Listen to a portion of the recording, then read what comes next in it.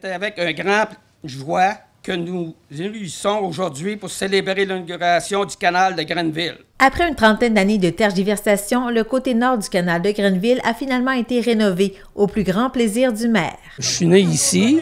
Ça fait 30 ans comme quoi que je suis en politique à la municipalité. 25 ans conseiller, 5 ans maire. Précédé là, de M. Ticlé et M. Grondin. Et puis, c'est un souhait là, que les gens, les citoyens de la municipalité attendent depuis longtemps. Fait que, pour moi, c'est une belle hommage en même temps pour nos citoyens là, qui peuvent participer là, à cette inauguration du canal aujourd'hui. Cette réalisation a été rendue possible grâce à la somme de 5 millions de dollars octroyée à parts égales par le gouvernement fédéral et provincial. Lorsque j'ai arrivé à faire mon porte-à-porte en 2015, les gens me disaient « Quelles sont vos priorités? » Les gens nous disaient à la ville, au porte-à-porte, c'est le canal de Grenville, mais on y croit plus. Ça faisait, à l'époque, quand j'ai commencé, plus de 24 ans, ou 23 ans, 24 ans, qui travaillaient sur un projet déjà à l'époque. Ça va faire presque 30 ans aujourd'hui que les gens parlaient de la réfection du canal de Grenville, comment est-ce qu'il s'en allait en décrépitude et comment est-ce qu'il fallait faire des travaux. Donc, on part de loin. Et rapidement, on s'est aperçu qu'il n'y avait pas vraiment de programme adapté pour ça. Mais avec le travail acharné qu'on a fait et l'ouverture de DEC qu'on a eue avec les employés de DEC qui ont travaillé très fort avec le politique pour pouvoir aboutir à un projet, on a trouvé du financement. Le financement pour la réhabilitation du canal de Grenville est un dossier phare de mon mandat à titre de député quand j'ai commencé en 2018. Pourquoi? Parce que j'avais fait cette promesse à Luc Grondin de poursuivre son travail. La réhabilitation du canal de Grenville ne s'inscrivait dans aucun programme existant au Québec, qu'on parle de tourisme, de sécurité publique ou de transport. Il a donc fallu expliquer, démontrer, convaincre de nombreuses personnes pour que le Conseil des ministres accepte par décret le 25 mars 2020 de permettre à la ministre des Affaires municipales d'accorder une aide financière de 2,5 millions de dollars. C'est tout un exploit, je vous jure. La municipalité n'a pas mis une scène là-dedans. Je suis bien content parce qu'on avait l'intention peut-être de mettre 200 000 $300 000. Et puis, notre DG, Alain Léveillé, a fait excellent travail. Ce projet ardu a été de longue haleine, n'aurait jamais pu voir le jour sans les contributions de chacun d'entre vous. Alain Léveillé et Mario Lajeunesse ont donné plus de détails sur les travaux effectués de 2022 à 2024 sur environ 400 mètres du canal. Grosso modo, ils ont excavé à peu près 4 pieds plus bas que le niveau de l'eau. Ils ont mis des carrés en béton. Il a fallu qu'ils remplissent le béton. Et après ça, ils sont venus mettre les fameux L, que là, il y avait des verins pour faire l'ajustement de la hauteur et de la profondeur. Ils ont coulé du béton en dessous pour être sûr de combler les vides avec une membrane en dessous, en s'appuyer sur la roche existante. Et il y a aussi de la terre, c'est de la terre armée qu'on appelle. C'est qu'on a mis des bandes de renforcement en fibre. Après ça, bien là, ils ont mis la pierre. Puis après ça, ils ont fait le mur en arrière. Puis après, eux autres aussi sont en terre armée. Puis après ça, ils ont coulé le béton. En un mot, là, on a enlevé l'ancienne pierre. On a créé un genre de quai parce que les gens peuvent maintenant déambuler sur le bord de l'eau. Il y a accès à l'eau carrément. Là. Il n'y avait pas ça avant. Là. On restait en haut puis on regardait l'eau d'attitude. C'est ça. Bien, moi, je pourrais ajouter que je l'ai mentionné tantôt, notre architecte Sabrina Fuset, qui est à la base du concept, c'est une vision qui s'est réalisée.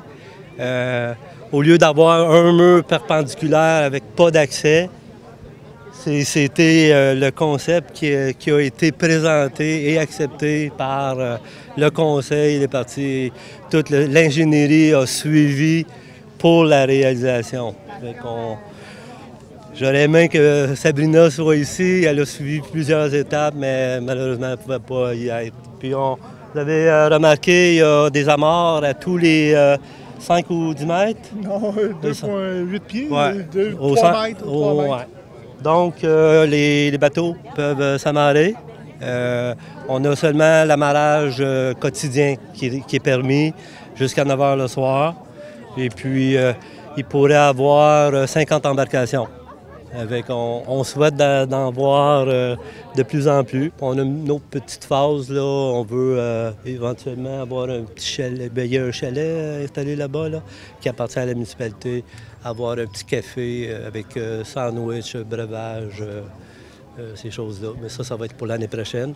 Il y a 3 ans, M. le maire, quand on a annoncé que finalement les travaux allaient se faire ici, il mentionnait qu'il aimerait ça, oui, une marina de 40 places, peut-être éventuellement un jour, mais aussi peut-être une location d'équipements nautiques, peut-être. Est-ce que c'est encore dans les plans?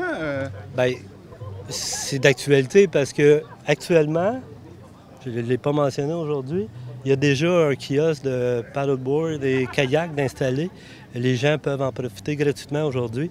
C'est un système autonome avec la firme Padkai qui vient tout juste de s'installer. Donc, les embarcations sont visibles là-bas, tout près de la descente de bateau. Je vous parlais un petit peu du futur. Je dis que les travaux actuels sont un bon pas pour des travaux. C'est sûr que là, on parle d'amélioration, mais on parle aussi de maintien. D'autres travaux sont à prévoir pour l'avenir de ce canal, comme le mentionne le directeur général du village de Grenville. Vous constatez justement qu'il y a eu la dernière affaissement est juste là, derrière nous.